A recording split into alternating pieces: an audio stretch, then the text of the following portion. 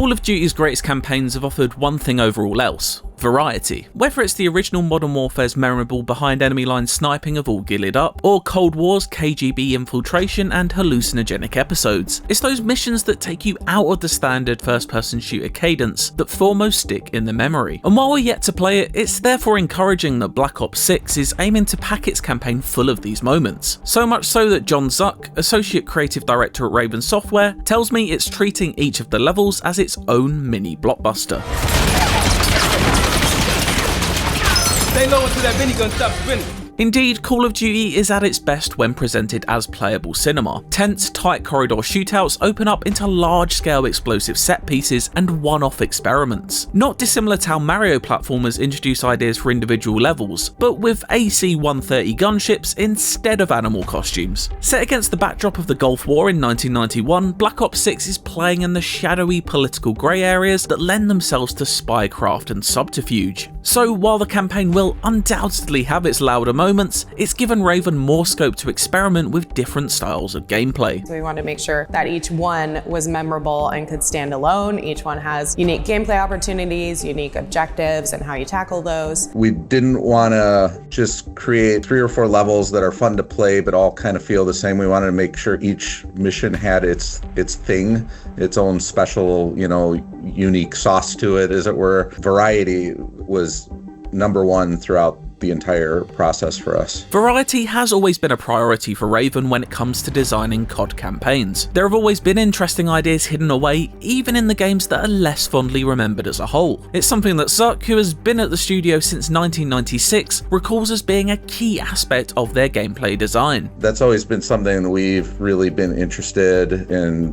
doing. Federation Day back on Ghosts really had the variety, looking at your target from afar, then ziplining, then rappelling on the side of the building, and then doing, some sneaking or combat, and then full-on combat, and then a big, kind of epic moment to end the level. He also cites a chapter near the end of the original Black Ops as one of his favourite Call of Duty missions. Rebirth tells its tale from 2 separate perspectives, at different points in time during the same event. It really intrigued me because it's like telling a story from 2 different perspectives and kind of seeing that your version of the truth is not always the truth, or that the truth is malleable.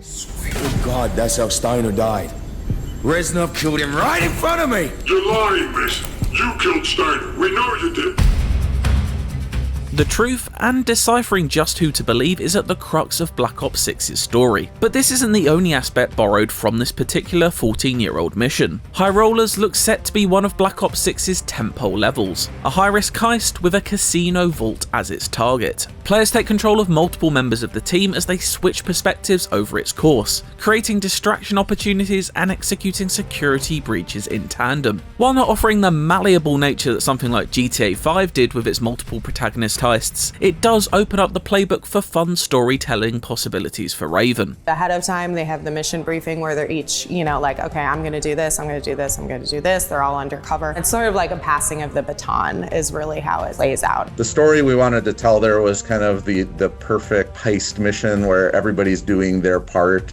And so there's a very particular plan that's taking place, and all of the characters taking part in this, and it's got to work, in a certain clockwork type fashion for them to pull off this event. I modified the infrared image to highlight the capillaries in the senator's retina. It should have just enough resolution.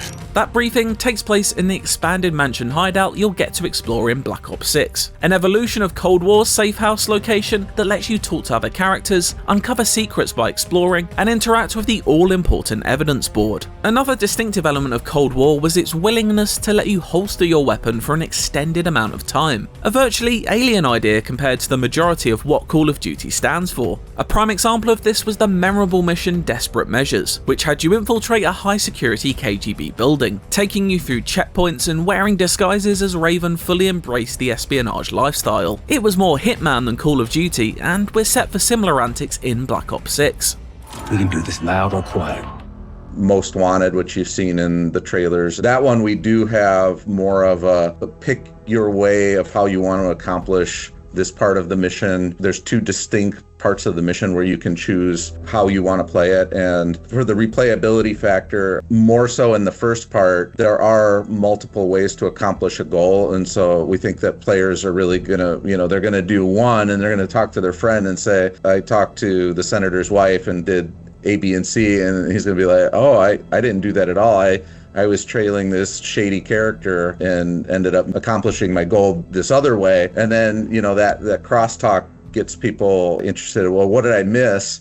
I should go back and check that out and see what the other path is. Some of the missions have those options of like, okay, these are the objectives, and then you can kind of get the lay of the land and choose which one you want to tackle first. Or again, if you want to go in hot or stealthy, there's options for that too. So it kind of depends on the mission, but I think that's where some of the replayability comes in, like with the political gala.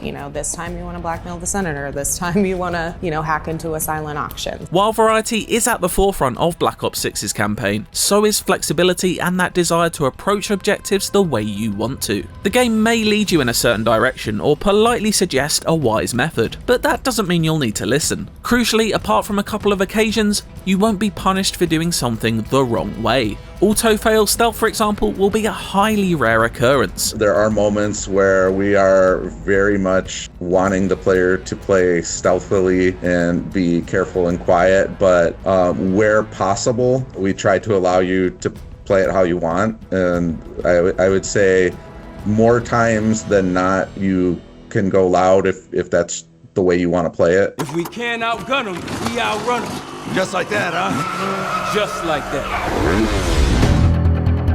You're still getting all of those, blockbuster combat moments for sure. I mean, that's like the bread and butter, but in addition to that, we're layering in these other elements. I love the more stealthy side. I like going in undercover, so it's been a lot of fun for me to play. That variety is promised across the board, and while only a couple of examples have been name-checked here, the plan is that no one mission stands out as being Black Ops 6's ace in the pack. Instead, Raven has endeavoured to keep the campaign's chapters consistently engaging and surprising in their setup. We're not banking on any particular mission doing that. I think what's so great about the variety is that depending on what kind of player you are, there's different missions that you like, right? So, and I mean, I have personal story elements that I like in certain missions, but then the way that I get to play in another one might be different, so I like that one. The Black Ops series is known for its twisting stories, full of memorable characters and globe-trotting locations. With an added emphasis on gameplay variety, Black Ops 6 is shaping up to be an exciting possibility. Throw in different ways to approach these missions, and the expectation is that you'll want to replay certain parts too. These gameplay options won't necessarily have an impact on the story as a whole though, as the plot itself is locked in this time around, with no multiple or hidden endings to go in search of. Black Ops 6 is a linear story, so there is not a branching ending for this one. Suck also promises a slightly longer campaign than Cold War's, of which its short length was a main criticism held against it. We'll find out just how much Black Ops 6's campaign lives up to the promise when it arrives on October 25th.